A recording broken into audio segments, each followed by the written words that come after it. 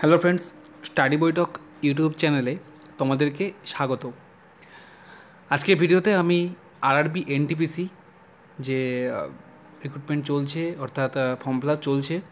তো form fill up তোমরা তো অনেকেই করছো, যারা 10+2 অর্থাৎ 12 পাস এবং গ্র্যাজুয়েট আছো।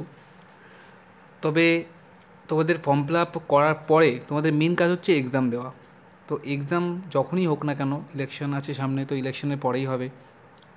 তো যখনই হোক না কেন এক্সাম, তো এক্সাম দিতে গেলে আগে পরীক্ষার প্রস্তুতি ছাড়াও এক্সাম প্যাটার্ন এবং সিলেবাস সম্পর্কে অবগত হওয়া খুব জরুরি।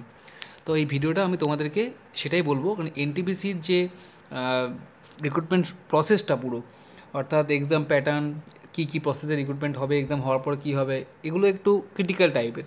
তো সেটাই তোমাদেরকে এই ভিডিওতে বুঝিয়ে বলবো। তো যাই হোক, চ্যানেলটা তোমরা আজকে যারা প্রথম দেখছো তারা অবশ্যই চ্যানেলটাকে সাবস্ক্রাইব করবে এই ধরনের আপডেট পাওয়ার জন্য। এবং সবচেয়ে বড় ব্যাপার, আমাদের চ্যানেল হচ্ছে যে কোনো কম্পিটিটিভ এক্সামের প্রিপারেশনের জন্য যে স্টাডি মেটেরিয়ালগুলো ভিডিওর মাধ্যমে তোমরা এই চ্যানেল থেকে পেয়ে যাবে। দেরি না করে তাহলে শুরু করে দিচ্ছি।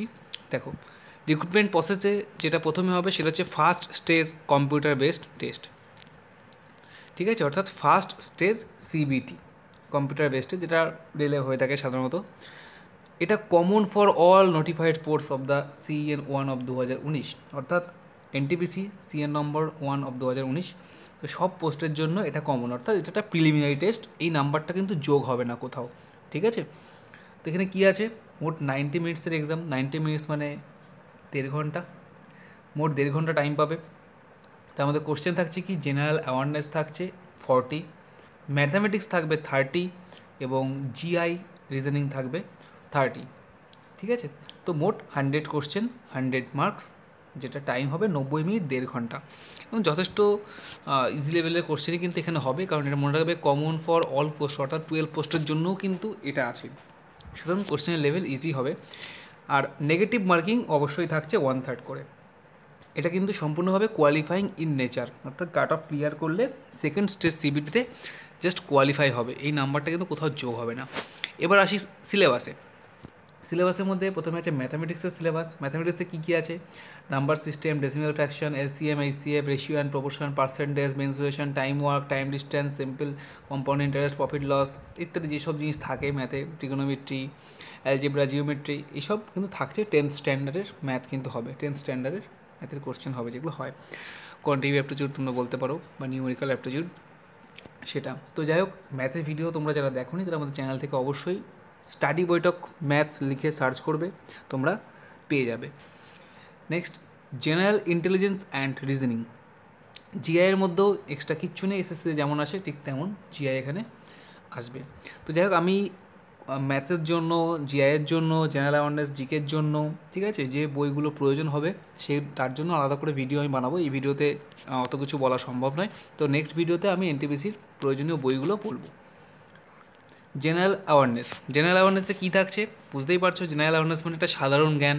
সাধারণ জ্ঞান সম্পর্কে কী থাকতে পারে, হিস্ট্রি, জিওগ্রাফি ইত্যাদি তো আছেই, লাইফ সায়েন্স, ফিজিক্যাল সায়েন্স যা যা আছে ক্লাস 10th স্ট্যান্ডার্ডে সেই সব তো পড়তেই হবে। তার সঙ্গে এক্সট্রা হচ্ছে কারেন্ট অ্যাফেয়ার্স, পলিটি ইত্যাদি বিভিন্ন জিনিস, যেগুলো সব পরীক্ষায় সাধারণত হয়ে থাকে। বিভিন্ন স্কিম এখন যেসব চলছে, জেনারেল অ্যাওয়ারনেস একদম একটা সাধারণ জ্ঞান, আউট নলেজ বলতে পারো, যেটাকে বলি আমরা চলতি ভাষায়। তো সেটা কিন্তু মূল জিনিস হচ্ছে জেনারেল অ্যাওয়ারনেস। এখানে কোশ্চেনটা একটু টাফ হয়ে থাকে। যারা জেনারেল অ্যাওয়ারনেসের সঙ্গে যুক্ত নয়, বিভিন্ন ঘটনাবলীর সঙ্গে যুক্ত নয় সারাদিনের, তাদের ক্ষেত্রে একটু চাপ। কিন্তু যারা যুক্ত থাকে সব সময়, তাদের কিন্তু কোনো সমস্যাই হবে না, কোশ্চেন কিন্তু ইজিলি অপশানে তোমরা করে ফেলতে পারবে। তো এই হচ্ছে মোট 3টে টপিকের সিলেবাস আলোচনা হলো। এবার হচ্ছে second stage CBT. Second stage সিবিটিতে কী আছে, ফার্স্ট স্টেজ সিবিটিতে দেখলাম। এবার সেকেন্ড স্টেজ সিবিটি পরীক্ষার প্যাটার্নে কিন্তু কোনো পরিবর্তন নেই, ঠিক আছে। পরীক্ষার প্যাটার্নে কোনো পরিবর্তন নেই, অর্থাৎ যে টপিক আছে টপিকে কোনো পরিবর্তন নেই, মার্কসে পরিবর্তন আছে। জেনারেল অ্যাওয়ারনেস ওখানে ছিল কত, ওখানে ছিল 40, কিন্তু এখন হয়েছে কত, 50, ঠিক আছে। ম্যাথস ছিল 30, এখন হয়েছে কত, 35।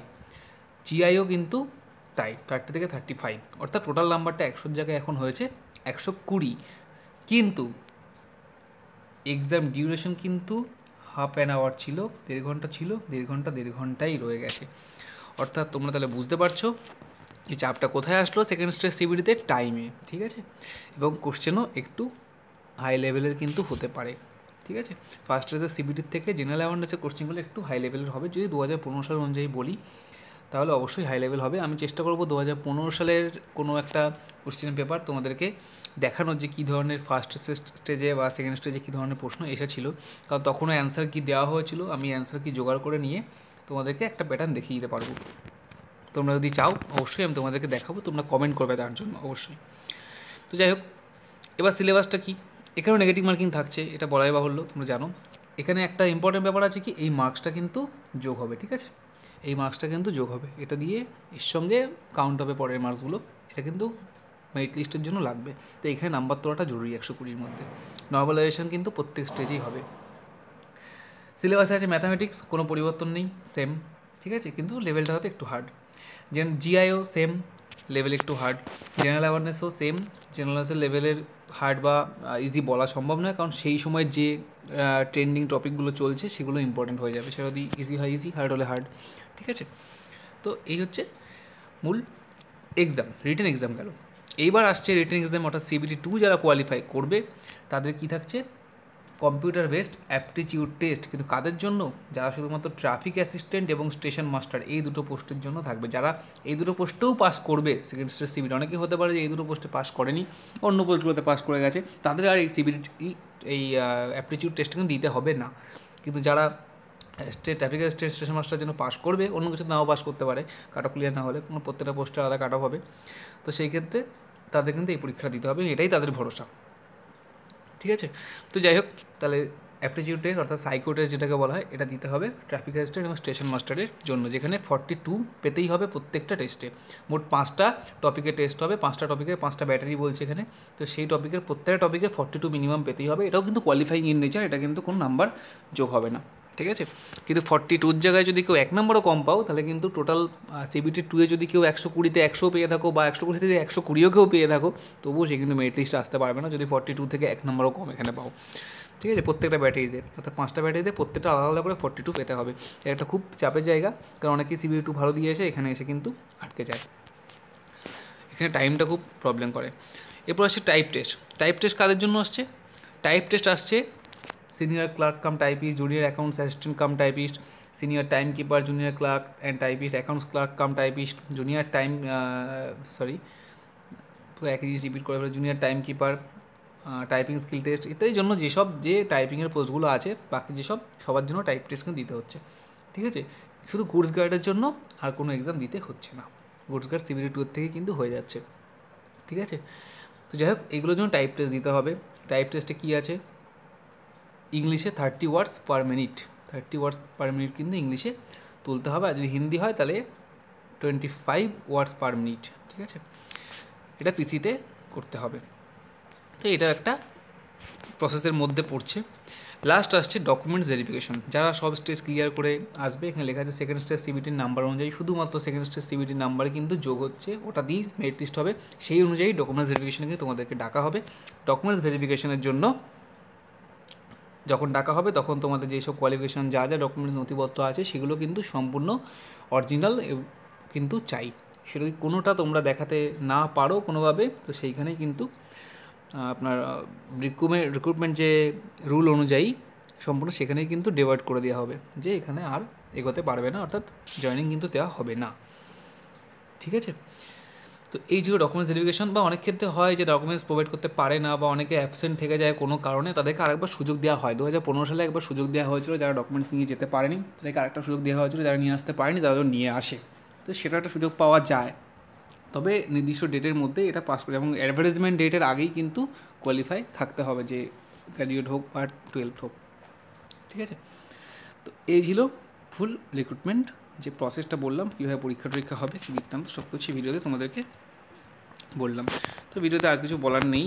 ঠিক আছে, এবার RRC গ্রুপ ডিরও ফর্ম ফিল আপ শুরু হয়েছে, তো সেটারও পরীক্ষার প্যাটার্ন আমি ডিটেলসে এভাবে আলোচনা করে দেবো তোমাদের সুবিধার্থে। ঠিক আছে, তোমরা এখানে অনেকেই আছো যারা RRC গ্রুপ ডিও দেবে, যতই গ্র্যাজুয়েট লেভেল হোক বা 10+2 লেভেল হোক, জবের জন্য গ্র্যাজুয়েট লেভেলও RRC গ্রুপ ডির জন্য অ্যাপ্লাই করবে।